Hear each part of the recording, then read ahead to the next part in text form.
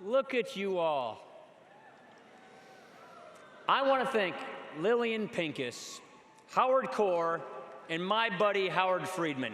Thank you for having me here again this year.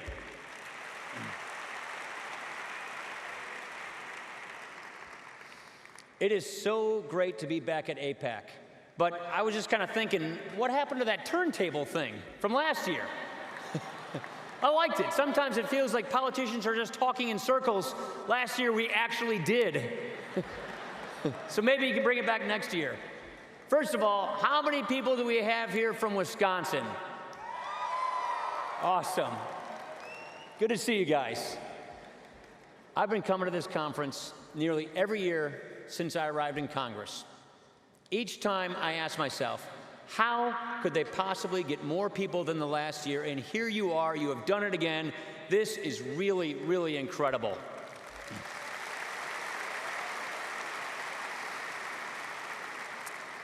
As I look around here, you know what inspires me the most? To see so many young people here, so many people from all walks of life, but especially, I am especially encouraged to see so many young people. I'm especially encouraged to see so many young people that I want everybody else to give you a round of applause. Thank you so much for taking the time. You are the next generation of leaders, and I can't thank you enough for getting involved. Let's give yourselves a big round of applause.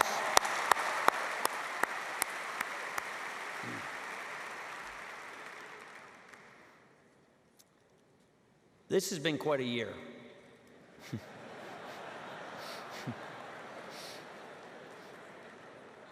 When I spoke on this stage last March, it was just a few months into this job. It was spring break. I brought my kids with me. I hadn't even decked out my office of Packers gear before my team asked me, where do you want to go on your first overseas trip as Speaker of the House? The answer was obvious. I would return to the Jewish Democratic State of Israel. My first trip as Speaker.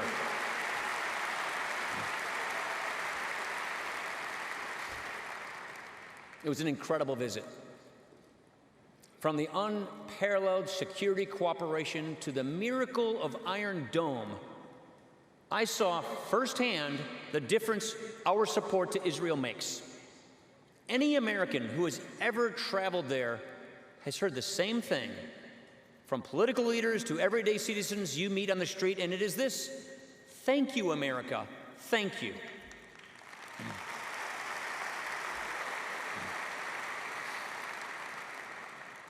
You see, Israel does not take our support for granted, and neither should we. The U.S. Israel relationship is not a one-way street. It is a strategic partnership rooted in shared values and interests.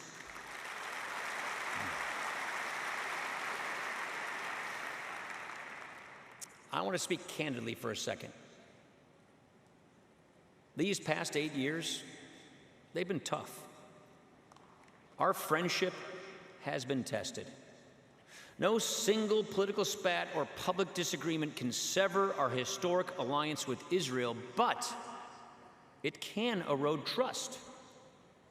And I think the actions of this past administration damage this trust. That's just how I see it.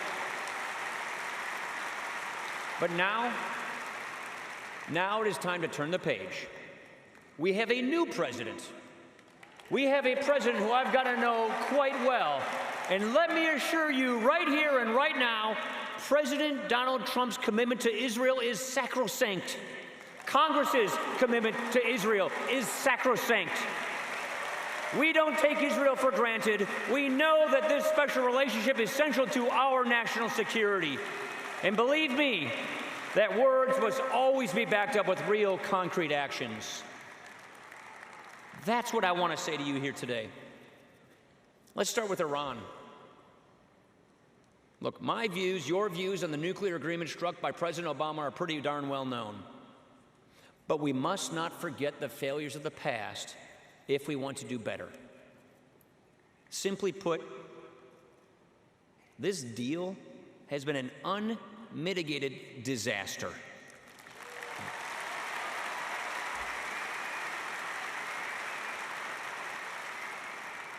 I don't say that lightly.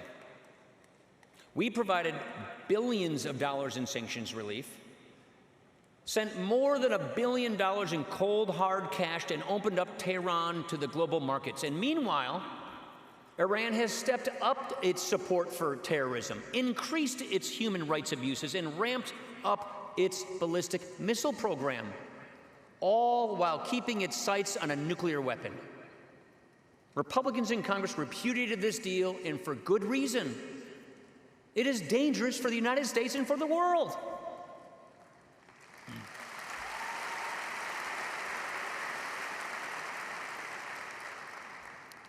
So where does this leave us? Well, for starters, I think it is long past time that we rigorously enforce this deal and hold the Iranians accountable when they violate it.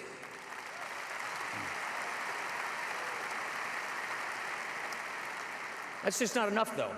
A fatal flaw in this agreement is that even if Iran cooperates, it provides them with a patient pathway to a nuclear weapons capability. In about 7 years, key restrictions on centrifuge advancements and ballistic missile development begin to sunset.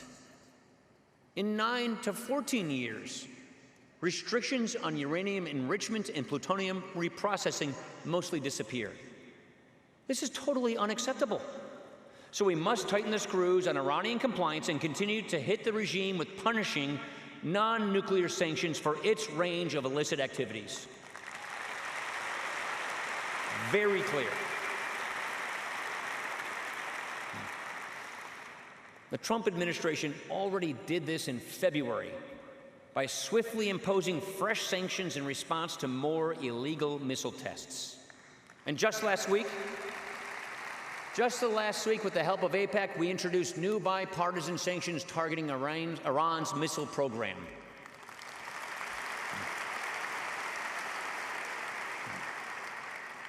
At the same time, we can't embrace this deal as a fait accompli. We must reserve the right to explore options aimed at addressing its most fatal flaws: the sunset provisions, insufficient inspections, and acceptance of Iran's centrifuge development. So when it comes to preventing a nuclear Iran, all options can and must remain on the table.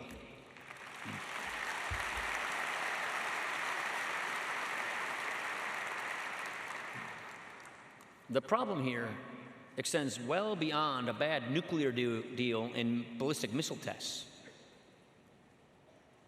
This is a revolutionary and expansionist regime bent on destruction of Israel and the West. They continue to prop up a genocidal dictator in Damascus, they arm an insurgency in Yemen, and they bankroll terrorist organizations from Baghdad to Beirut. Their goal is regional hegemony, and it is compounding instability and bloodshed across the globe. To combat these threats, we must harness every instrument of American power. We must work with our allies, and with Israel in particular, to counter this aggression at every turn. We should expand sanctions on Iran's army of terror, the Iranian Revolutionary Guard Corps.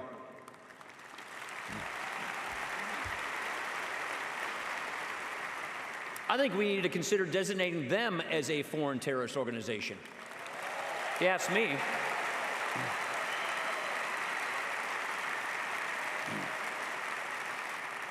And we should take steps to stop Iranian airlines like Iran Air and Mahan Air from delivering arms and fighters to terrorists across the Middle East.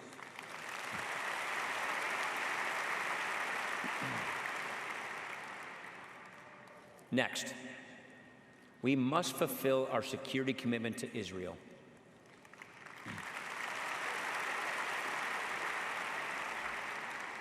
You know, it wasn't too long ago that suicide bombings felt like a near daily occurrence in the streets of Jerusalem and Tel Aviv. And rockets from Gaza and southern Lebanon rained down on city centers and schools. Despite all the turmoil and the violence in the Middle East, Israel has largely been able to calm its borders and prevent major terrorist attacks. Hats off to Israel. I tell you, there's a lot we can learn. But threats still remain. At this very moment, tens of thousands of rockets are pointed directly at Israel from Gaza, Lebanon, and Iran. And that is why the United States, with support from Congress, has worked with Israel to deploy Iron Dome, David's Sling, and Arrow 3. And we must continue to develop not only new missile defense technologies, but also those cutting-edge tools to detect and destroy these terror tunnels that are snaking into Israel from Gaza and potentially Lebanon.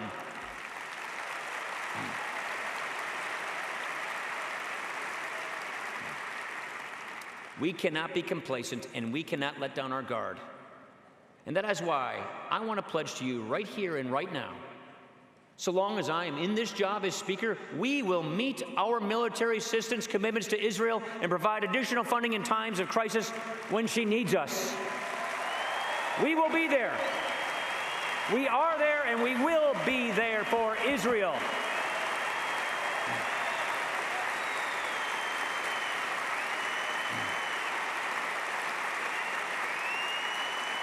We count on each other.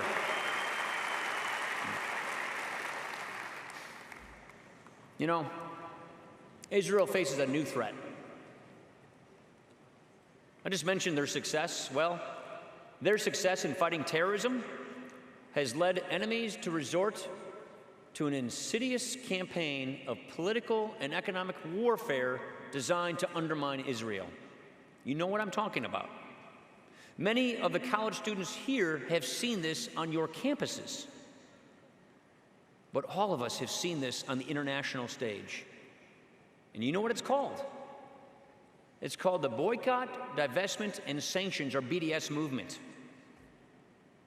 We know the goal is to delegitimize Israel and isolate her under the thin veil of social justice and human rights.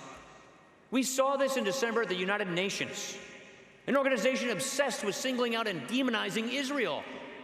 So I want to say to the UN, we will not tolerate your anti-Israel bias. We will not tolerate it one bit. The Trump administration will not tolerate your anti-Israel bias.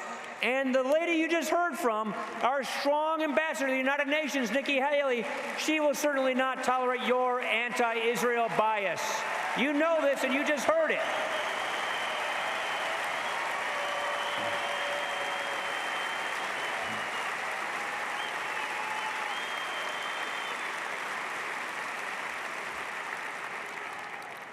Let's just make no mistake about this. Let's just be really clear what this is and what this isn't. The BDS movement is nothing short of another incarnation of anti-Semitism.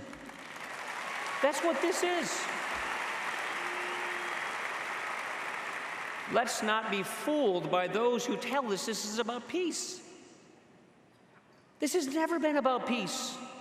In fact, it only makes a lasting agreement between Israelis and Palestinians more unlikely.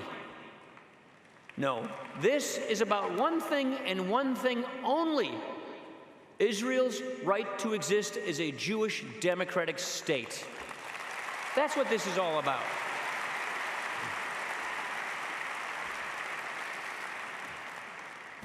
Let me just say a few words about peace. I still believe peace is possible. I do. But it requires leadership. How can we ask Israel to make peace with the Palestinian Authority that forms a unity government with Hamas?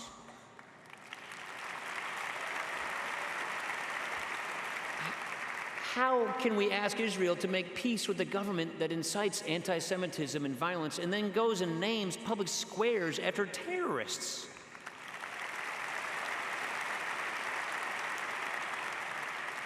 How can we ask Israel to offer painful concessions in the name of peace when the other side still refuses to acknowledge her right to exist?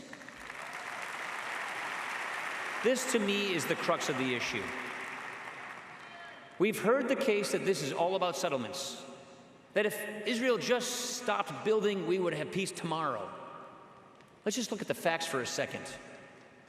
When Israel offered the Palestinians 95% of the West Bank and 100% of Gaza at Camp David in 2000, and even greater concessions in 2008, they were rebuffed. When Israel completely withdrew from Gaza in 2005, I was there witnessing it then, they didn't get peace. They got Hamas rockets, terror tunnels, and 3 wars.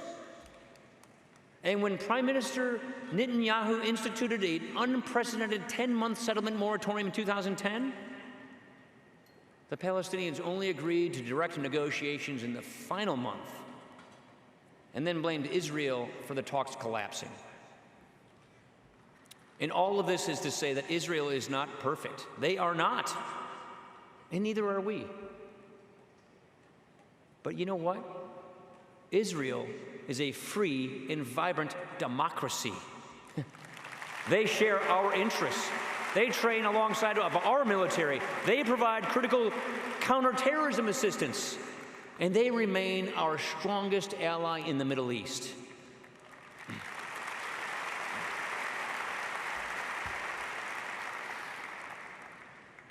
Finally, I'd like to address something that hits pretty close to home for all of us. In recent months, we have seen an uptick in vandalism, acts of desecration, bomb threats against Jewish communities nationwide. I've seen it in my own backyard, in Whitefish Bay, Wisconsin, right outside the district I represent, a community right on the north side of Milwaukee.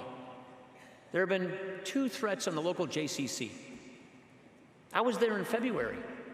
I mean, just think about the parents getting those calls in the middle of the day. It makes you turn your stomach. These threats and attacks on Jewish Americans are vile and they are disgusting.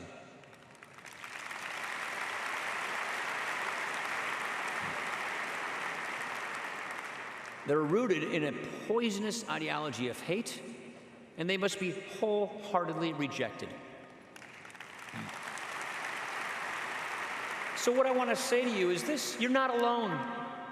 We stand with you. I stand with you. My colleagues in Congress stand with you, and the American people stand with you. Together, we will root out this evil wherever it may surface. We are all in this thing together. Friends, we are living in very dangerous times. ISIS still threatens our troops abroad and inspires terrorism here at home. North Korea continues to spew belligerent anti-American rhetoric while testing long-range missiles and nuclear devices. Iran fans the flames of sectarian welfare in the Middle East while marching toward a nuclear weapons capability. And Russia remains an ever-present threat to the post-Cold War order. In the coming years, dictators will rise and dictators will fall. Geopolitical landscapes will shift. Threats to our nation will evolve. But as I look out over this vast horizon of uncertainty, I remain optimistic. And so should you. That is because for all of the challenges we face here and around the globe, one vital thing remains constant: our unbreakable alliance with Israel.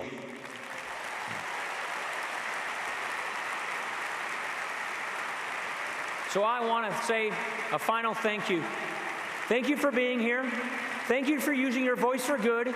And on behalf of Congress, thank you for sending a clear and unequivocal message to the world that the United States stands with Israel now, tomorrow, and always. God bless you. God bless the United States of America. God bless Israel. Good night. Thank you.